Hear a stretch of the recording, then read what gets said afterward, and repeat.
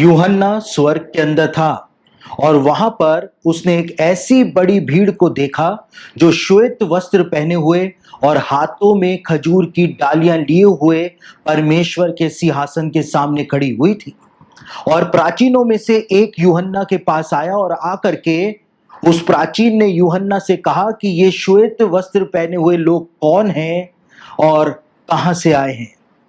आज हम प्रकाशित वाक्य के 7वें अध्याय के ऊपर अपना ध्यान केंद्रित करने जा रहे हैं और हम इस बात को देखेंगे कि कैसे भविष्यवाणियों का एक अद्भुत कोड यूहन्ना ने प्रकाशित वाक्य के 7वें अध्याय के अंदर बनाया था।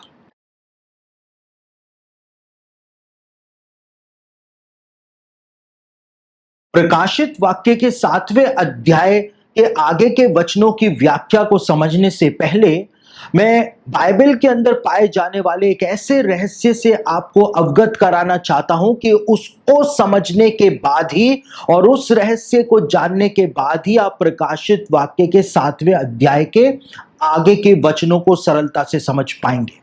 और बाइबल के अंदर वो रहस्य जो पाया जाता है वो बाइबल की वंशावलियों के अंदर पाया जाता है और बाइबल की वंशावलियों के अंदर पवित्र आत्मा के द्वारा भविष्यवाणियों के कोड बताए गए हैं, लिखवाए गए हैं। और ये बात आपके लिए एक नया कंसेप्ट हो सकता है, बिल्कुल नई ये बात हो सकती है, लेकिन बाइबल की भविष्यवाणियां जो हैं वो बाइबल के अंदर वंशावलियों के अंदर भी दर्ज हो रखी हैं। बाइबल का एक बहुत बड़ा भाग जो है वो वंशावलियों ने घेरा हुआ है और हम अक्सर बाइबल पढ़ते हुए वंशावलियों को स्किप करते हुए आगे बढ़ जाते हैं, लेकिन वो वंशावलियां जो है वो बाइबल में परमेश्वर ने लिखवाई हैं। बहुत सारी दूसरी बातें थी जो जरूरी बातें थी जो बाइबल में लिखी जा सकती थी, लेकिन परमेश्वर ने उनको नहीं लिखवाया। लेकिन परमेश्वर ने भविष्यवाणियों को जगह दी। इस बात से ही हमको ये बात समझ में आ जाती है कि ये वंशावलियां परमेश्वर का जो डिवाइन प्लान है उसके अंदर बहुत बड़ा रोल प्ले करती हैं। और वंशावलियों के अंदर जो भविष्यवाणियां पाई जाती हैं उनको हम सरलता से उस कोड को हम तोड़ सकते हैं, क्योंकि बाइबल के अंदर जो वंशावलियां दी गई हैं उन वंशावलियों में जो नाम दिए गए हैं, हिब्रू नाम जो दिए गए हैं, जब हम उन हिब्रू नामों के अर्थों को अलग कर लेते हैं और उसके बाद जब जो अर्थ उन नामों के निकल के आते हैं, जब उनको हम एक सेंटेंस के रूप में, एक वाक्य के रूप में जब जोड़ लेते हैं तो एक भविष्यवाणी जो है वो हमारे सामने आ जाती है। उदाहरण के रूप में जब हम आदम की वंशावली को देखते हैं तो बाइबल में आदम की वंशावली इस प्रकार से बताई गई है। आदम की वंशावली के अंदर हम कुल 13 व्यक्तियों के नामों को देखते हैं और उनके नामों के अर्थों को जब हम निकालते हैं तो आदम का जो नाम है उस नाम का मतलब होता है मनुष्य। शेत नाम का मतलब होता है नियुक्त करना। एनोश नाम का मतलब होता है नश्वर। केनान का मतलब होता है दुख। महलेल का मतलब होता है धन्य परमेश्वर। येरेत का मतलब होता है नीचे आ जाएगा। हनोक का मतलब होता है शिक्षा। मतुशले का मतलब होता है उसकी मृत्यु लेके आएगी। लेमेक का मतलब होता है हतोत्साहित। नू का मतलब होता है सुख या आराम। शेम का मतलब होता है नाम। हाम का मतलब हिब्रू भाषा में होता है शोर और येपेत का मतलब होता है विस्तार। और यदि हम आदम की वंशावली में दिए गए इन नामों के अर्थों को एक वाक्य के रूप में जोड़ देते हैं तो हमारे सामने ये भविष्यवाणी निकल करके उभर करके सामने आती है। मनुष्य नियुक्त, नश्वर और दुखी है। धन्य परमेश्वर नीचे आ जाएगा, शिक्षा देगा, उसकी मृत्यु लेके आएगी, हतोत्साहितों के लिए सुख और आराम, उसके नाम का जोर शोर से विस्तार किया जाएगा। बहुत ही स्पष्ट रूप से आदम की वंशावली में परमेश्वर की मानव जाति के उद्धार की योजना की भविष्यवाणी की गई है कि कैसे मसीह जन्म लेगा, शिक्षा प्रदान करेगा तथा मसीह की मृत्यु से कैसे सारी मानव जाति को पापों से छुटकारा प्राप्त होगा। साथ ही इस भविष्यवाणी में यह भी बताया गया है कि कैसे मसीह के नाम का यानी उसके सुसमाचार का पूरे विश्व के अंदर प्रचार किया जाएगा। यानी इस प्रकार से हम देखते हैं कि बाइबल के अंदर जो वंशावलियां दी गई हैं उन वंशावलियों के अंदर भी भविष्यवाणियों को कंसील किया गया है, छिपाया गया है। और आदम की वंशावली जो है वो एकमात्र उदाहरण नहीं है कि हम इस रहस्य को देखें, लेकिन यदि हम शेम से इब्राहिम तक की वंशावली को देखें तो भी वहां पर हमको ऐसी ही एक भविष्यवाणी देखने को मिलती है। बाइबल में शेम की वंशावली यूं बताई गई है। शेम की वंशावली के अंदर कुल 11 नाम बाइबल के अंदर बताए गए हैं, और उन नामों के अर्थों को जब हम देखें तो हिब्रू भाषा में शेम नाम का मतलब होता है नाम, अपरशद का मतलब होता है कदसियों की सीमा, शेले का मतलब होता है भेजा गया, एबेर का मतलब होता है जिसके द्वारा, पेलेग का मतलब होता है विभाजन, रू का मतलब होता है मित्र, सरूग का मतलब होता है शाख, नाहोर का मतलब होता है जला हुआ, तेरे का मतलब होता है प्रेरित, अब्राम का मतलब होता है महान पिता, और अब्राहम का मतलब होता है जातियों का पिता। और आदम की वंशावली के समान ही यदि हम इस वंशावली के भी सारे नामों के अर्थों को जोड़ दें तो हमारे सामने ये भविष्यवाणी निकल करके आती है। नाम कदसियों की सीमा से भेजा गया है जिसके द्वारा होगा विभाजन, मित्र की शाख जल जाने से प्रेरित, महान पिता जातियों का पिता बन जाएगा। बहुत ही अद्भुत रूप से जो संदेश इन नामों के अर्थों को जोड़ने से बनता है वे इब्राहिम के लिए दी गई एक भविष्यवाणी थी। परमेश्वर ने इब्राहिम को कदसियों के देश से बुलाया था और उसको जातियों का पिता बनाया था। तो ये बात आपने देखी कि बाइबल की जो वंशावलियां हैं उसके अंदर भी भविष्यवाणियां जो है वो छिपी हुई हैं, कंसील की हुई हैं। और कुछ उदाहरण मैंने आपके सामने रखे ताकि आप उस रहस्य को समझ सकें, उस रहस्य को जान सकें कि बाइबल की वंशावलियां जो है वो व्यर्थ में परमेश्वर ने बाइबल के अंदर प्रदान नहीं की है। उनमें एक प्रोफेटिक कोड जो है वो परमेश्वर के द्वारा दिया गया है। और यही प्रोफेटिक कोड जो बाइबल के अंदर पाया जाता है कि वंशावलियों में जो नाम दिए गए हैं उन नामों के अर्थों को जोड़ने से एक प्रोफेटिक कोड बनता है, भविष्यवाणी बनती है। इसी प्रोफेटिक कोड का उपयोग यूहन्ना के द्वारा प्रकाशित वाक्य के 7वें अध्याय के अंदर किया गया था।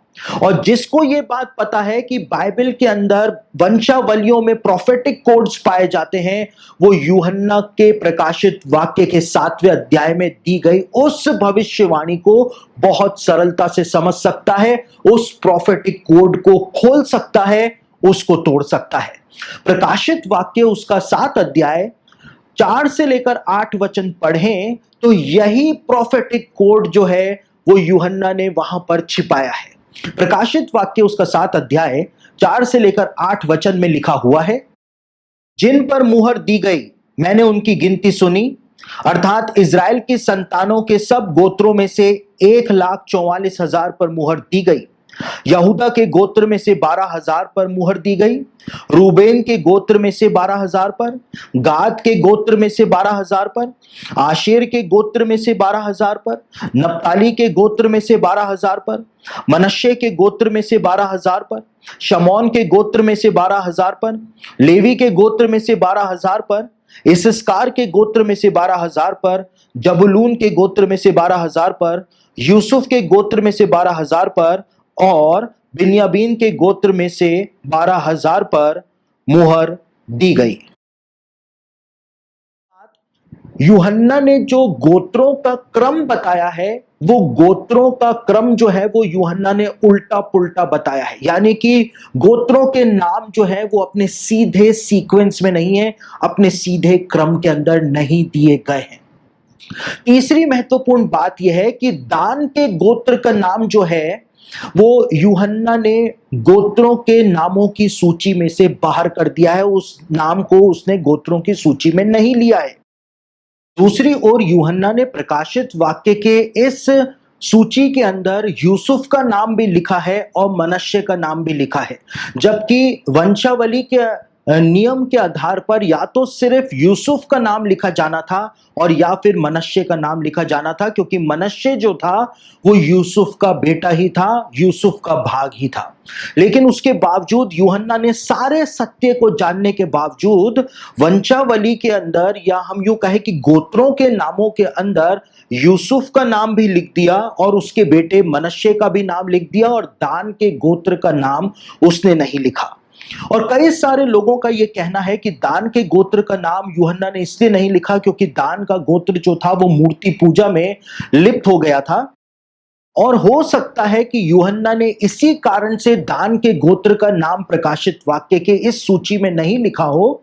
लेकिन जब हम वंशावलियों के प्रोफेटिक कोड को ध्यान में रख करके यूहन्ना ने जो गोत्रों के नाम बताए हैं उसको जब हम देखते हैं और समझते हैं, तो हमारे सामने ये बात निकल करके आती है कि वही प्रोफेटिक कोड जो वंशावलियों में पाया जाता है उसको यहां पर बताने की वजह से ही उसने दान के नाम को बाहर किया और मनश्शे के नाम को वो अंदर लाया, क्योंकि जो प्रोफेटिक कोड वो बना रहा था उसमें दान के नाम का जो अर्थ था वो नहीं निकल पा रहा था जिसके द्वारा वो उस प्रोफेटिक कोड को बना पाता। दूसरी ओर जो सीक्वेंस दिया गया है 12 गोत्रों का वो भी गलत है। जबकि रूबेन सबसे बड़ा बेटा हुआ करता था, लेकिन सबसे पहले यहूदा का नाम जो है वो यूहन्ना ने लिख दिया। क्या यूहन्ना को इजराइल के गोत्रों का सही क्रम नहीं पता था? यूहन्ना एक यहूदी था और हर एक चीज को वो जानता था कि वो क्या कर रहा है, और यूहन्ना ने वही प्रोफेटिक कोड जो बाइबल की वंशावलियों के अंदर पाया जाता है उसको यहां पर बताया था। और जब हम उसी प्रकार से जैसे वंशावलियों के नामों के अर्थों को अलग कर लेते हैं और उसके बाद उन नामों को जब हम जोड़ते हैं तो एक प्रोफेटिक कोड, एक भविष्यवाणी निकल करके आती है, एक संदेश निकल करके आता है, उसी बात को हम यहां पर इन गोत्रों के नामों के ऊपर पूरा होते हुए देखते हैं। इसके अंदर एक प्रोफेटिक कोड को हम देखते हैं।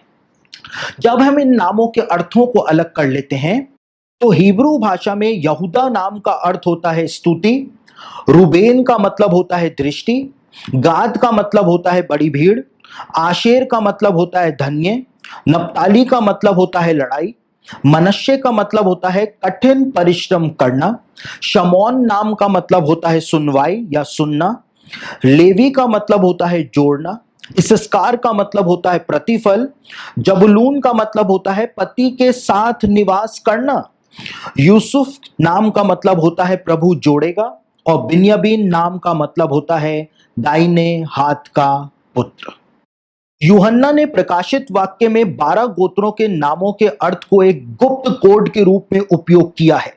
यदि हम इन 12 गोत्रों के नामों के अर्थों को एक साथ जोड़ दें तो उन्हें जोड़कर जो पढ़ने में आएगा वो ही इस गुप्त कोड का रहस्य है। इस गुप्त कोड के रहस्य को स्वयं यूहन्ना ने प्रकाशित वाक्य में खोला है। भविष्यवाणियों में रहस्य बनाए रखने के लिए पहले यूहन्ना ने 12 गोत्रों के नामों का प्रयोग कर एक गुप्त कोड की रचना की। फिर उसने इस गुप्त कोड को खोलने की कुंजी भी प्रकाशित वाक्य में ही प्रदान कर दी। देखिए, आपको यह बात पता है कि यूहन्ना ने प्रकाशित वाक्य की पुस्तक को आगे पीछे ऊपर नीचे करके लिखा है, और जो बात उसने पहले बताई है उसका अर्थ उसने आगे बताया है, जो बात उसने आगे बताई है उसका अर्थ उसने पहले बताया है। इस प्रकार से उसने आगे पीछे और ऊपर नीचे करके प्रकाशित वाक्य की भविष्यवाणियों को पूरी तरह से सिंबॉलिक लैंग्वेज के अंदर लिखा था, और एक पहली नुमा भविष्यवाणियां उसने प्रदान की थी। और यहां पर हम इस बात को देखते हैं कि जो प्रोफेटिक कोड गोत्रों के नामों के अंदर यूहन्ना ने कंसील किया, और हमने इस बात को देखा था कि गोत्रों के या वंशावलियों में जो नाम दिए जाते हैं, जब हम उन नामों के अर्थ निकाल लेते हैं तो एक संदेश, एक भविष्यवाणी निकल करके आती है। और यहां पर जब हम गोत्रों के नामों के अर्थों को जोड़ देते हैं तो जो कुछ भी पढ़ने में आएगा वो खुद यूहन्ना ने प्रकाशित वाक्य में लिखा हुआ है। हमको उन नामों के अर्थों को जोड़ करके वाक्य बनाने की जरूरत नहीं है, लेकिन यूहन्ना ने खुद ही उसका अर्थ जो है, वो संदेश जो है वो प्रदान किया है। और यही प्रकाशित वाक्य की विशेषता है कि प्रकाशित वाक्य की टिप्पणी प्रकाशित वाक्य में ही यूहन्ना ने प्रदान किया। और इसीलिए प्रकाशित वाक्य 13 अध्याय उसके 18वें वचन में लिखा हुआ है कि ज्ञान इसी में है, ज्ञान इसी में है। ज्ञान जो है, सारा ज्ञान जो है, क्या लिखा हुआ है, वो प्रकाशित वाक्य के अंदर ही दर्ज हो रखा है।